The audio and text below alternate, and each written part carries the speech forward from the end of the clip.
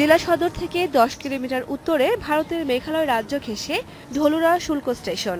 2001 সালে সড়ক যোগাযোগ ও অবকাঠামোগত উন্নয়ন হলেও আমলাতান্ত্রিক জটিলতায় শুরু হয়নি স্টেশনটির কোনো ধরনের কার্যক্রম। ফলে সুযোগ সুবিধা থেকে বঞ্চিত হচ্ছে ব্যবসায়ীরা। এটা চালু হতো পাথর কয়লা আইতো, আমরা বেকার পোলা পাইন আপনার কাম কাজ করে চলতে পারলাম। হইলে গ্রামটা খুবই গরিব, যদি মনে করেন হলে আমাদের খুবই এলাকাটা একটু উন্নত দিকে আগাইতে পারতো। সুনামগঞ্জ চেম্বার অব কমার্স ইন্ডাস্ট্রির সদস্যরা জানান, শুল্ক স্টেশনটি চালু হলে এ থেকে সরকার বিপুল পরিমাণ রাজস্ব পেত, কর্মসংস্থানের সুযোগ হতো এলাকার অনেক বেকার যুবকের। এই শুল্ক স্টেশন চালু হলে